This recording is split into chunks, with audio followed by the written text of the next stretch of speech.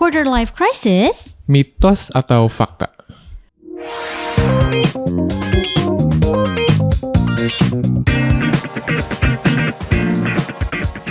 Welcome back to Ems and Hums Podcast, di mana kita bahas apa?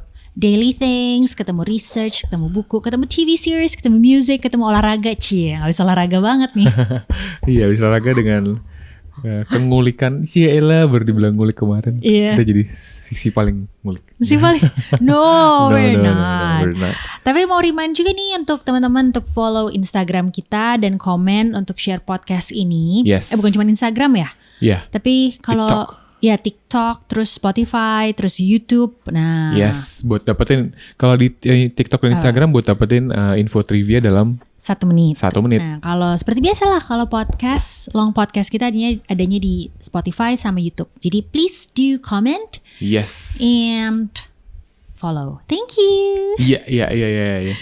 Hari ini kita mau bahas tentang questions atau pertanyaan-pertanyaan tentang kehidupan. Yaelah, berat banget ya. Oh my god, pertanyaan tentang kehidupan. Aku tadi kayak nanyanya, aku kira-kira butuh raketnya yang warna apa ya? FYI kita lagi suka main tenis. Suka. Ini kalau lagi tayang mungkin kita udah 2 kali. Iya. Iya gak sih? Oh iya bener. Udah 2 kali, baru 2 kali. Tapi udah excited banget. Karena pas main seneng seru. ya. Iya. Seru banget. Kalau aku kan suka awalnya main padel dulu kan. Terus habis itu ternyata cobain lah tenis bareng-bareng. Iya. Ya ternyata kita suka kayak seru nih buat berdua gitu. Aku jadi bisa ntar kalau ini gol aku lebih bisa nonton Wimbledon, ngerti gitu loh. Iya benar. Terus kita bikin expression kan kalau Wimbledon foto-fotonya pada gitu kayak Iya. Terus gitu. Sebelahan sama Roger Federer. Aku maunya sampingan sama Princess Catherine. Yes, benar. Terus pakai outfit yang keren. Oke. Nah, questionsnya bukan itu sebenarnya. Questionsnya bukan itu. Nah, tapi emang ya questions itu emang nggak ada habisnya. Betul. Banyak banget. Ya, banyak topik-topik yang ngebahas mengenai question of life gitu ya. Iya, to be specific. Yes. Tapi somehow ada beberapa yang ngebikin semacam time frame gitu ya. Kayak questionsnya tuh dibikin ada quarter life, ada mid life gitu. Jadi ada time frame-nya gitu. Nah, khusus di episode kali ini kita ngebahas tentang si quarter life crisis. Quarter life crisis atau mungkin nanti yang udah masuk mid life ya, jadi mid life crisis. Iya. Kita bahas ini tuh mitos atau fakta sih gitu. Betul. Ya. Well, get your coffee ready. Get your notes ready. Yes. And we're about to start. Mana minum kita? Oh iya, kita belum minum. Wait, this is my drink. Minum aku di sana, tapi gak apa-apa. Kita Clink. Glek. Yeah. Oke, kita bahas dulu di part pertama kita bahas si quarter life crisis ini. Sejarah tuh kayak apa sih? Iya. Sejarahnya istilah ini muncul pertama kali di mana? Boleh menjelasin? Pertamanya ini muncul lewat bukunya Abby Wilner dan Alexandra Robbins di tahun 2001.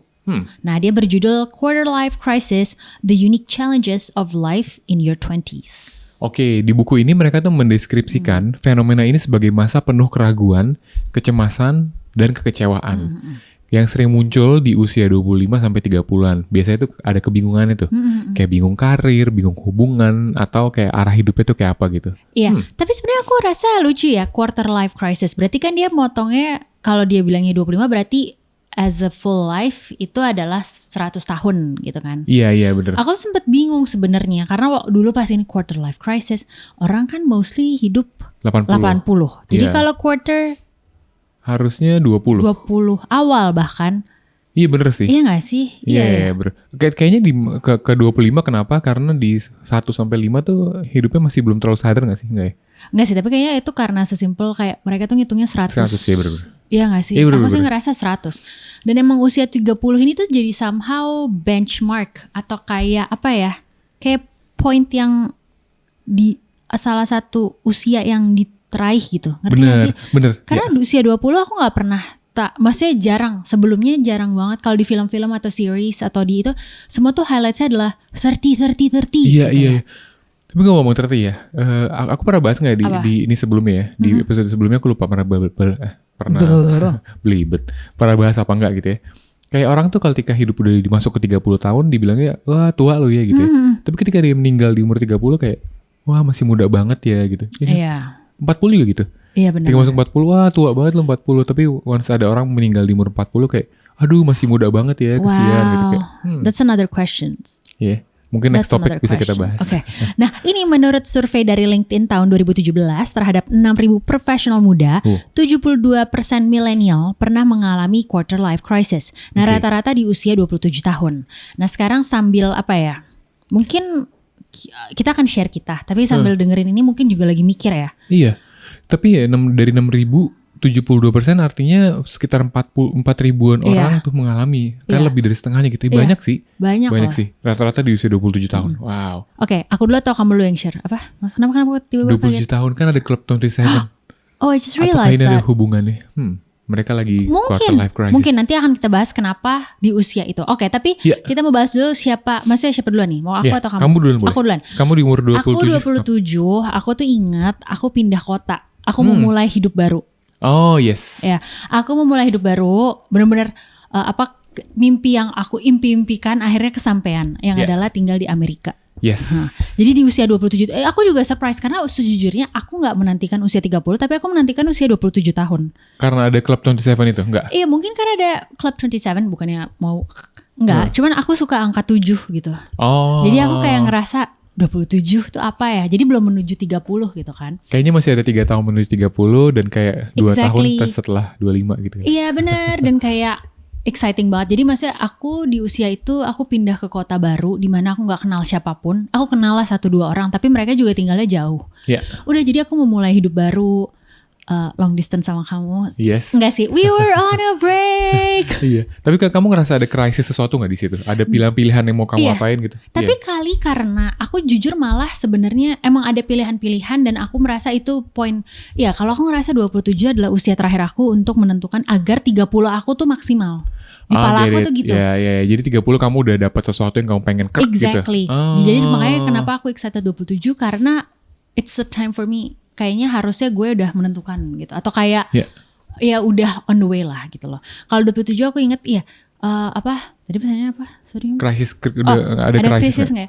Ada, jujur, karena kayak apa ya, masih mencari gue mesti gimana. Tapi jujur dijalaninya dengan excitement karena pindah kota baru, nggak tahu siapa-siapa. It's like starting apa ya, kayak new paper fresh gitu loh. Jadi jujur kalau buat aku sih menyenangkan. Walaupun emang ada challengesnya gitu, kayak ya kerja juga, cari kerja. Terus segala apa ya untuk apa ya, kayak ya kenalan teman baru lagi. Ya gitu sih. Ya di saat orang-orang semua udah pada memulai hidupnya, maksudnya biasanya kan sebelumnya kan usia 20 gitu. Terus atau pas ini kayak semua udah pada kayak tahu aku usia 27, mereka kayak what? Gitu loh. Tapi this is the Asian skin, so I look younger. Kalau kamu Homes? Aku di umur 27 tuh mungkin salah satu yang aku di persimpangan jalan adalah mengenai pekerjaan. Oh, nggak kita. Oke, sorry. Kalau kita kan emang on a break kan. Tapi 27 tuh soal pekerjaan. Di saat itu yang dalam dari tadi libet mulu ya. Dalam bayangan aku adalah gitu dulu. Dalam bayangan aku adalah umur 27 tuh aku pengen kerja di advertising agency. Kayak agency yang keren gitu-gitu ya. Akhirnya aku kan tadinya dari media, dari radio.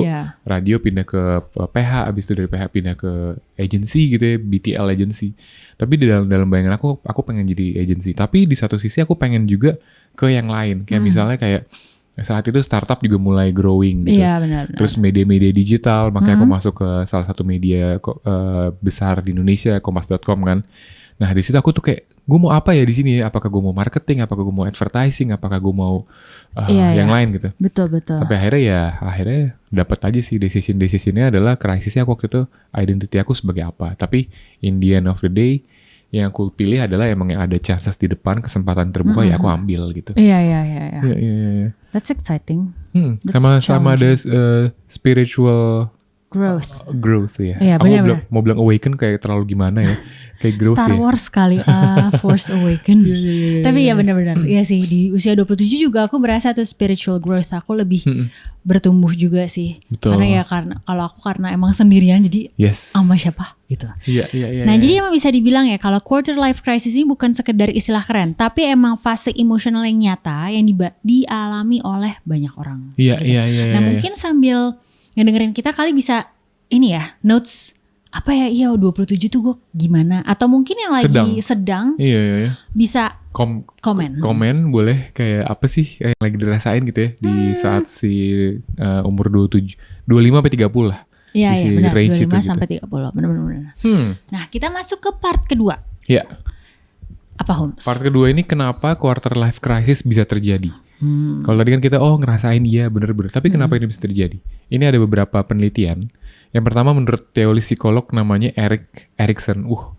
Kayak orang ini ya. Kayak handphone. Kayak orang Sunda ya, namanya diulang-ulang. Erik Erikson gitu. Aku mikirnya malah handphone. Wah ketahuan Erikson hari gini masih ada atau enggak, aduh. Oke. Terus jadi dibilang di masa awal dewasa kita itu ada tahap namanya perkembangan disebut identity versus role confusion.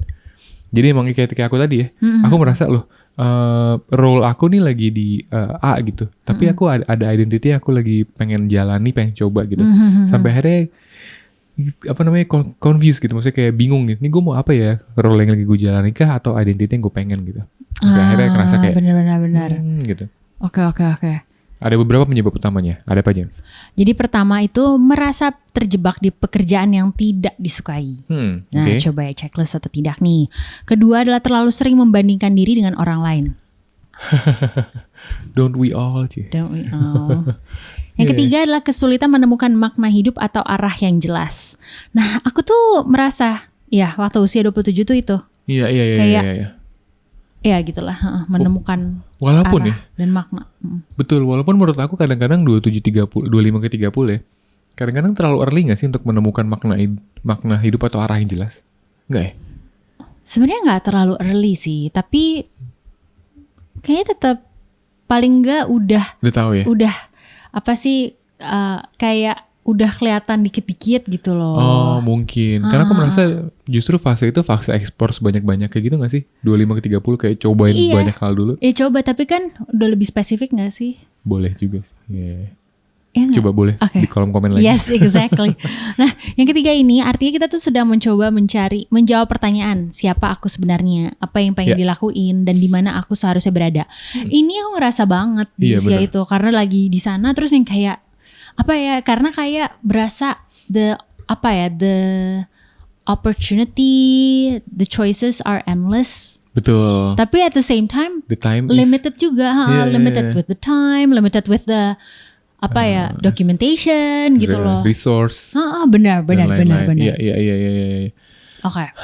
Tapi ada tapinya nih. Tapi kalau itu kan mungkin perbandingannya zaman kita millennials dengan yang sekarang gitu ya. Tapi ternyata di zaman modern sekarang ini prosesnya emang jauh lebih rumit. Oh my gosh, belibet nih. Prosesnya jadi jauh lebih rumit. No, thank you. Iya.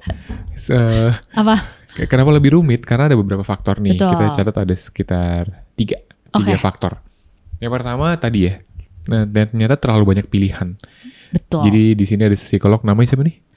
Barry Schwartz. Keren. Di bukunya The Paradox of Choice. Iya, dia bilang. Apa Holmes bilang? Semakin banyak pilihan bukan semakin bahagia tapi malah makin cemas. Ini bener sih. Ya, karena pilihannya banyak, tapi somehow ya kayak tadi kamu bilang the time is limited gitu loh. Jadi kayak gimana ya gitu loh. Ya kan dibilang kayak sekarang tuh karir apapun bisa dipilih gitu. Betul. Ya. Kita udah bisa macem-macem, tinggal dimanapun juga bisa, WFH juga bisa. Kerja remote juga bisa. Tapi itu justru yang bikin kita bingung dan takut salah ambil langkah. Bener. Karena saking broadnya, tau gak? Iya. Ada yang bilang siapa ya? Kalau kehidupan kita sekarang tuh udah multi dimension sama multi identity. Oh, that's true. Bisa aja dia pagi emang kerja sebagai akuntan misalnya, atau malam dia sebagai DJ misalnya. Iya, benar. Jadi multi dimension. Wow. Oke. Yes. Jadi bingung kayak gue harusnya fokus sebagai DJ atau sebagai accountant, karena ternyata melihat peluang yang ini lebih better atau apa, jadinya kayak mungkin itu yang jadi crisis. Betul sekali. Iya. Yang kedua adalah terlalu banyak perbandingan. Iya. Nah ini efek dari majunya teknologi sekarang ya. Betul. Social media itu membuat orang lain tuh kelihatannya tuh they have it all together gitu. Kayaknya pagi bisa tenis, siang dia bisa meeting, terus malam dia siang pagi abis olahraga dia bisa kerja, terus lunch meeting, terus sorean dikit dia kerja di kantor, terus nanti sorenya dia bisa ya drinky barengan temennya, terus tidur, besok bangun lagi kayak gitu. What? How is that even possible? Sampai kita punya istilah namanya 4P. Apa? 4P. Pagi pilates, terus siangnya padel, tiganya perawatan alias treatment, baru malamnya party. 4P. Wah, nah ini kenapa? Iya sih. Oke. Kita balik lagi nih Jose ke penelitian tahun 2018 di Journal Computers in Human Behavior. Dia nemuin kalau semakin sering seseorang menggunakan media sosial, of course semakin tinggi juga tingkat kecemasan dan ketidakpuasan hidupnya. Iya. Itu karena kita karena compare. Nggak sadar comparing gitu loh, kayak kok dia bisa ini, kok dia bisa itu. Terus dia kayak dia punya ini, dia punya itu gitu loh. Kok dia jago main ini sih? Iya. Kok dia bisa ini sih gitu. Jadi kita kayak merasa diri kita kayaknya ada yang kurang gitu. Iya. Kayak kita kok kita nggak sekeren dia gitu ya. Exactly. Nah ini baru sebab-sebabnya ya. Nah yang sebab ketiga nih. Ketiga namanya tekanan ekonomi. Ini ya as we all know, kalau emang ekonomi ya lagi-lagi cukup inilah struggle gitu ya. In this economy. Kan suka gitu ya. In this economy. Bener. Nah ini ada survei dari Deloitte Global Millennial Survey. Jadi katanya hampir, penelitian tahun 2023. Baru ya? Baru. Hampir 40% milenial. Now are you okay? Milenial. 3 kali loh. Milenial dan Gen Z merasa khawatir tentang keamanan finansial dan stabilitas kerja. Iya, emang iya sih. Emang beberapa milenial sama Gen Z tuh ngerasa khawatir buat keamanan finansial mereka dan stabilitas kerja mereka. Jadi wajar kalau kita tuh lagi ngerasa gelisah soal masa depan, itu bukan karena kita gagal, bukan karena kamu gagal, tapi emang dunia tuh lagi berubah itu cepet banget gitu. Berubahnya cepet. Terus udah gitu kan kayak udah dari tadi kayak di awalnya dia belum bisa menemukan diri. Itu dari diri sendiri karena terlalu banyak pilihannya. Terus melihat keluar perbandingannya. Iya. Terus udah gitu yang ketiga ekonomi yang agak sulit kita kontrol gitu. Kalau tidak membandingi orang ya mungkin bisa dengan tidak bermain social media. Bisa, atau mengurangi. Iya, jadi. Tapi yet again, ekonomi agak sulit banget gitu. Iya, lapangan kerja dan lain-lain ya. Exactly. Okay, now after we told you reasons-nya yang mungkin yang bikin kayak ternyata gue juga merasakan hal itu. It's of course kita mencoba cari tahu gimana cara menghadapinya. Asik, kita masuk part 3. Kita masuk part 3 cara menghadapinya gimana.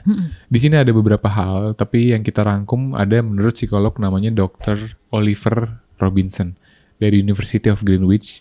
Jadi dia bilang quarter life crisis itu emang bukan tanda kegagalan, tapi emang bagian dari transisi perkembangan hidup gitu ya. Jadi emang wajar kalau ada, tapi justru itu jadi transisi yang bagus buat hidup kita.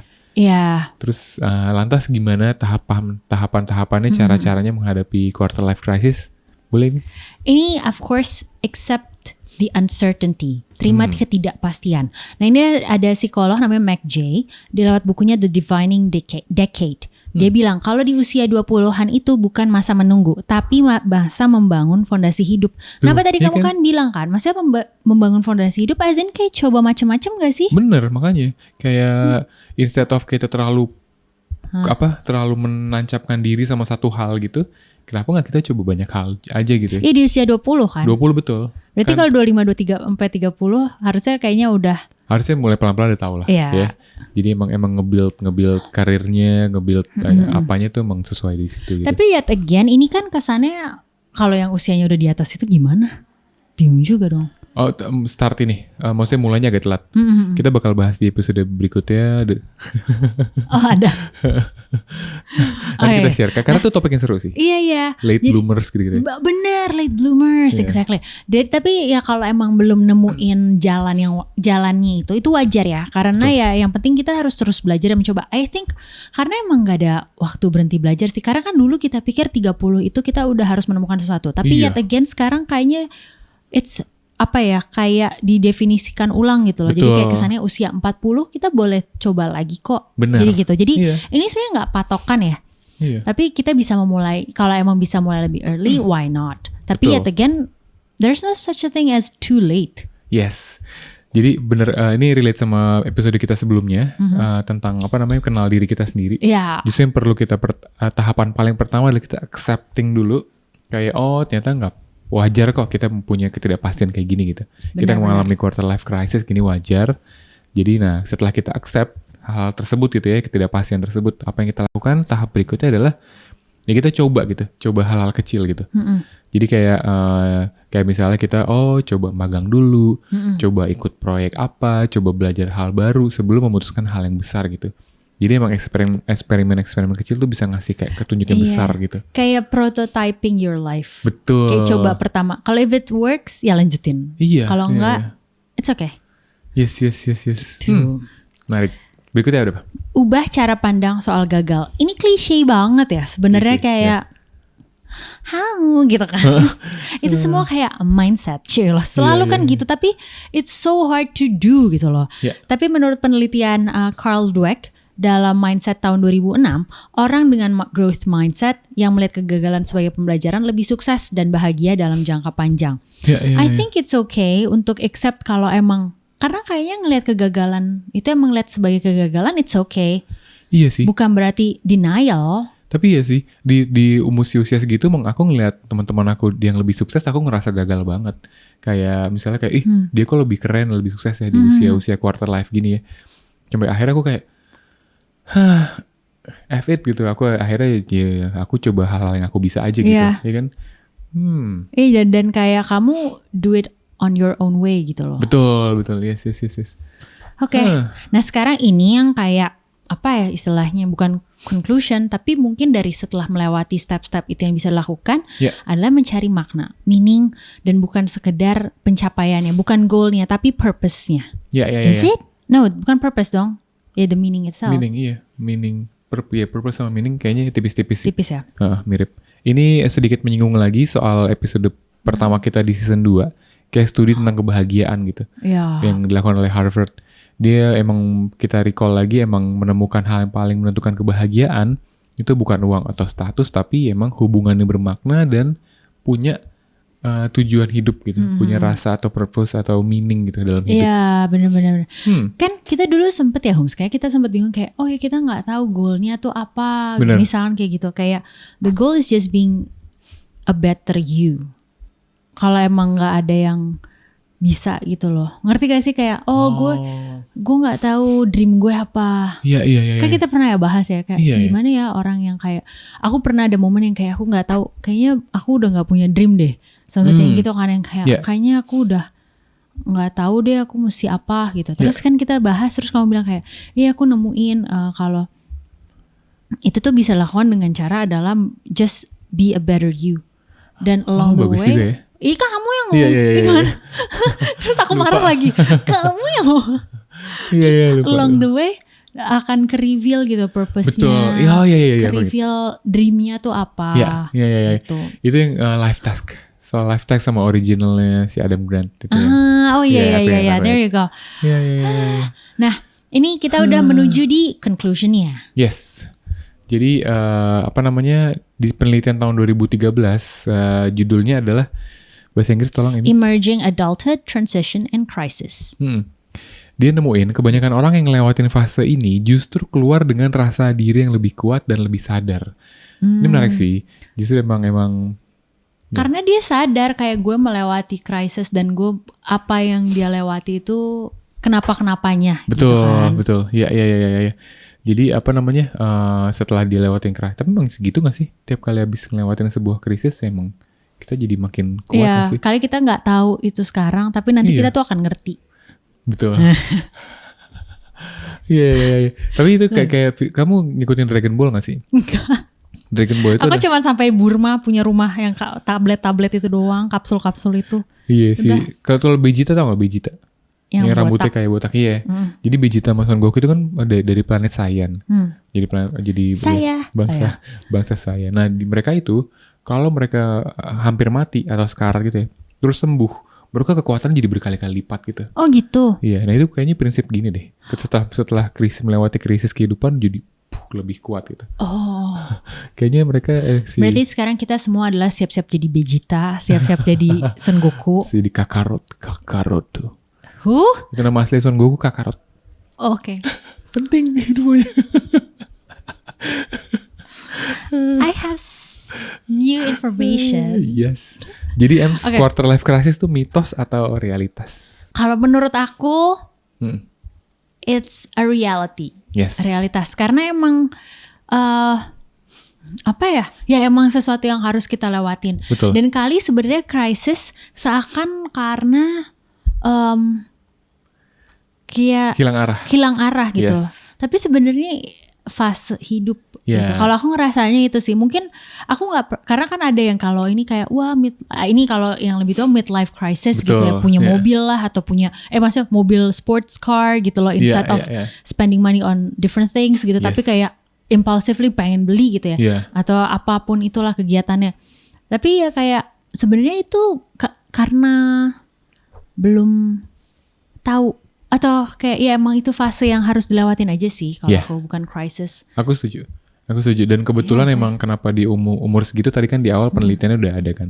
Karena emang justru di situ kita baru mulai kerja, kita nemuin teman-teman kita kok lebih sukses duluan dan lain-lain. Jadi makanya di situ dibilang secara time frame dibilang midlife gitu. Oke. Aku mengerti kenapa disebutnya crisis. Karena saat itu penelitian belum banyak. Mungkin gak sih belum ada yang membahas ini. Jadi kalau sekarang kalau kita bisa ngelihatnya kayak sebenarnya bukan crisis, itu it's a phase yang bagian dari hidup gitu. Jadi karena udah bisa ngelewatinnya atau kayak udah pernah ada, jadi kayak orang-orang yang akan masuk ke usia itu harusnya sih nggak krisis lagi. Iya. Iya nggak sih? Make sense. Is it? Oke. Anyway, mungkin aku salah. Oke. Kita akan menutup dengan Dr. Robinson pernah bilang gini. Mereka yang menghadapi fase ini dengan sadar biasanya keluar dengan arah hidup yang lebih jelas. Kayak tadi di awal di awal kita bahas rasa diri yang lebih kuat gitu ya. Betul. Jadi kalau emang lagi ngerasa bingung, gelisah, atau ngerasa kayak nyasar. Tenang aja. Mungkin nggak tersesat, tapi kamu tuh sedang bertumbuh. Yes. Ya, aku selalu bilang kok, maksudnya kalau aku selalu mengingatkan diri aku, iya sekarang aku nggak ngerti, tapi nanti aku akan mengerti. Yes, bener. Okay, thank you so much. Thank you for listening. Yes, thank you. Please do share if you have any experience with this. Jadi podcast, kita di topics ya. This topic. Ya, siapa tahu kita bisa belajar sama-sama juga. Because learning is nggak berhenti. Iya, apalagi kalau ada kisah mengenai overcome fase ini gitu ya. Pasti berharga buat di-share. Yes. Jangan lupa follow, komen, dan share podcast ini. Kalau kamu suka juga jangan lupa kasih rating juga. Follow Instagram dan TikTok untuk konten kenapa dan pokoknya yang trivia dalam 1 menit. Yes. Jangan lupa subscribe YouTube kita juga. Okay, thank you. Thank you. That's it.